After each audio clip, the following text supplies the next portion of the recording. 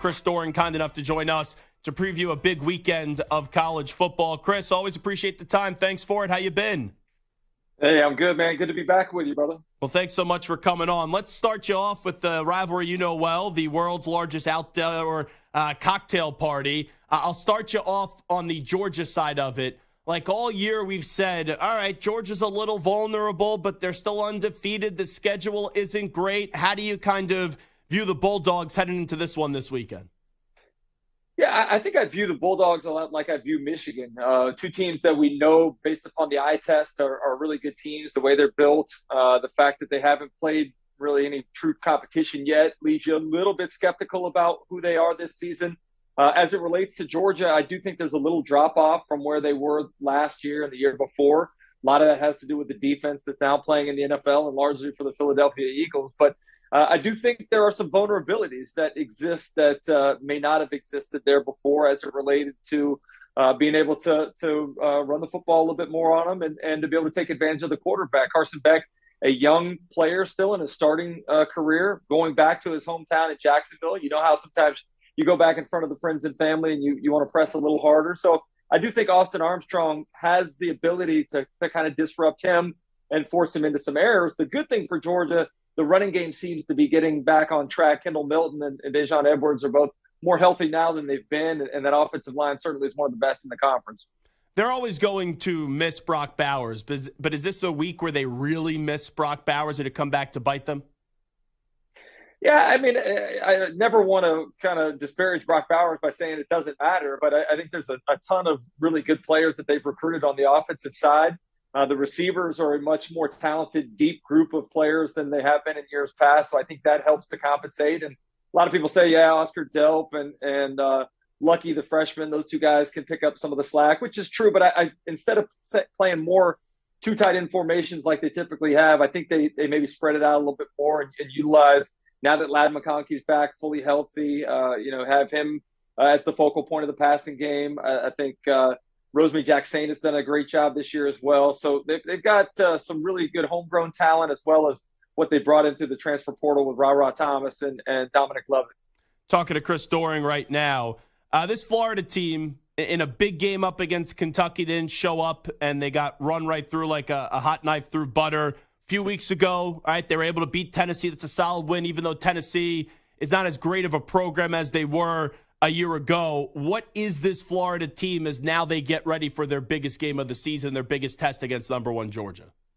Yeah, I think that's a big question. And Florida certainly has had its ups and downs this year. They have not handled success very well, as you mentioned, winning against Tennessee and then going on the road and getting blown out by Kentucky. I think it'll be important to see how they handled the success from 2 weeks ago in Columbia. This is a game that, a team that we're celebrating as Florida fans as being maybe turning the corner, but in reality, it was a last-minute comeback. You're down by 10 in the final 5 minutes against a 2-win football team in South Carolina. So how much credibility can we really give that win? The thing I liked about it was the offensive explosion, throwing the football down the field, a little more vertical passing threat. And certainly the energy from the opening kickoff on the sideline, it looked like the team had a greater sense of urgency, more fight in it. So I do think in the days to come, as we look back on this year, I think that win at South Carolina can look as maybe the turning point for where this team got it together and started hitting the upward trajectory. And you know that Florida used to be this dominant program, and they're trying to get back to those days. And everyone kind of asks those questions, whether it's with Texas or Miami, how far away is Florida from being back? On a scale of 1 to 10, 1 being no confidence, 10 being all the confidence in the roof, through the roof, where's your confidence with this head football coach and Billy Napier? Yeah, my confidence is high. I'd say it's an 8 right now. Certainly the win in Columbia was took off a little bit of the pressure after losing to Utah in the opener, after losing to Kentucky and Lexington. The struggles on the road were very well noted. I think he was 1-8 or 1-7 in the previous road game. So getting that win was huge. But I think part of the optimism comes in at looking at the signing class for 2024. They're in the top 3 nationally right now. Billy Napier's done a great job of creating relationships and some excitement amongst the high school recruits. And I think that's what people really – the season, seeing them play more competitively, seeing them win some games is important. But I think the most important thing is continuing to build the foundation, which they've done well through the transfer portal and the signing class last year. I think like 45 new players on the roster this year. And then that group coming in next year led by DJ Lagway, who's one of the top quarterbacks in the country. Chris Doering, I thought Alabama was done last week going into halftime, and they came out with a bang to start the third quarter. When you look at the Crimson Tide, even after that early season loss to Texas, what are they starting to shape it up to be for Nick Saban and company? Yeah, I'm with you, man. I've thought Alabama was dead multiple times, and every time I'm throwing dirt on their grave, they come back like the Undertaker here. So I think, heading into the season, I had them going 9-3. I was worried about their offensive line. I was worried about the receivers who haven't really stepped up. The quarterback position was a huge question mark after that Texas game, and they got exposed a little bit in the struggles in the following week against South Florida. I'm thinking these guys will be lucky to get to 9 wins, and all of a sudden here we are. What are they, 6, 7-1, whatever it is right now? I think Nick Saban is deserving of being in the Coach of the Year conversation in the SEC, and we usually don't include him in that. But looking how this team has developed throughout the season, where they came from with all those questions before the season, when they came from after that loss to Texas, I think he's done a great job. They're one of the best defenses in the SEC. That front seven is filled with really talented young players. You look at what they've done at the quarterback position. Jalen Milroe still gives you some mistakes here and there, but the downfield passing has been tremendous, and his running ability is unquestioned. And then Jermaine Burton seems to have started stepping up along with Isaiah Bond and some of those other receivers. So I do feel like the team's making some strides, and next week at home against LSU has a chance to be a huge football game that could very well put them back in Atlanta for another SEC championship game. Wrapping up with Chris Doering, when I get to BYU in Texas this weekend, we know Quinn Ewers is out. Malik Murphy is going to start for the Longhorns, but everyone's wondering, are we going to see Arch Manning? Will Arch Manning get into the game if Murphy struggles? How do you think Sark's going to continue to handle that at Texas, where there's going to be a lot of public pressure to play Arch Manning if things don't go well with Malik Murphy? Yeah, he doesn't seem to be affected by public pressure. I don't think Sark really cares much about that. And he's one of the best offensive minds in college football right now. I give him a lot of credit for what he's had to come back from, the way that he proved himself at Tuscaloosa with Alabama and that coaching staff there. I trust what his evaluation is of quarterbacks and how he puts those guys in position to be successful. I think Malik Murphy, it's going to be a stressful game when you make your first start like that. It certainly creates some anxiety, but I think this coaching staff understands there's going to be some growing pains, and we just have to be patient with them.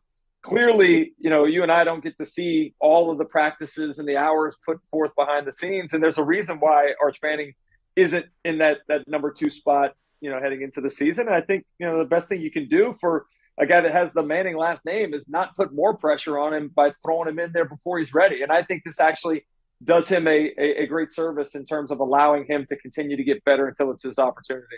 Oregon and Utah, another big game this weekend, maybe the biggest game this weekend, depending on who you ask.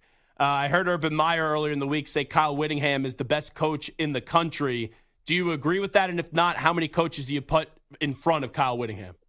Well, I don't think he's better than Nick Saban, but I think Kyle Whittingham is certainly up there amongst the top 3 or 4 in the country. And the thing that I love about him, a couple different things. The dude never has any excuses. Hadn't had his starting quarterback or starting tight end all year long. Doesn't make that be something that he even focuses on. 2, he's done. I like the contrarian point of view. He's coaching out there in the Pac-12. Instead of trying to build the team like everybody else has, he built it really strong and physically on the offensive and defensive lines. And that's why you go back and look at the way they've owned USC the last couple of years. That physicality is a difference maker. And you see Dan Lanning kind of doing the same thing at Oregon, the way he's kind of built that team after where he was in Athens at Georgia. So really impressed with Kyle Whittingham. I think he's one of the guys, you're in the middle of a zombie apocalypse. That's the guy you want leading you out of there. He looks like he's tough, hardcore, and unfazed by any sort of adversity. I like Lanning a lot, and I say this in a kind way. He's kind of got a little psycho to him in those pregame speeches where he's like, talk with your helmet, talk with your helmet. I love that stuff from a college football coach. Yeah, he's got a lot of Kirby Smart in him, right? I mean, you listen to Dan Lanning, it sounds exactly like something you'd hear from the Georgia locker room, too. So I love it as well. I don't think he's long for the Pac-12. The next big job that opens up in the SEC, I plan to see Dan Lanning coaching that. I could be wrong about that, but his style, obviously his background, what he loves in terms of physical football, being a defensive coordinator in this past, I think fits perfectly here in the SEC. Does that move to the Big Ten at all change that? Just wondering, like, is the Big Ten big enough for him where even with what you're saying about the SEC, he'll go, okay, I'll pass up on an SEC job? I mean, maybe you're right. Maybe, wanting to test the waters there, maybe the opportunity to build some more depth outside of just out of Ohio State and Michigan in that conference. But I do think still, even though the pre-conference schedule was not favorable for the SEC, I think everybody wants to test their wares in the conference and see just how they're able to compete at the highest level. Last thing I'll ask you, Chris Doering, before we let you run, everyone's had a reaction to it. What is your perspective of everything going on with Michigan right now in this sign-stealing scheme scandal? Well, I think there's different levels of sign stealing. I've never been pissed off at a guy on second base for stealing the catcher's signs because it's right in his plain view.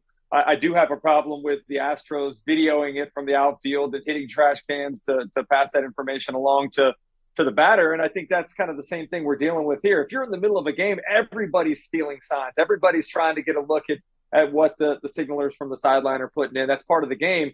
But when you're going through such a well thought out plan to buy tickets, sit across from the crowd or the team you're looking at, and using phones and other reporting devices, that to me has gone too far. And I do think there needs to be further look into figuring out exactly what happened and then some appropriate punishment being levied. He is Chris Doering. Chris, appreciate the time as always. Thanks so much for doing this. Yeah, thanks for having me back, man.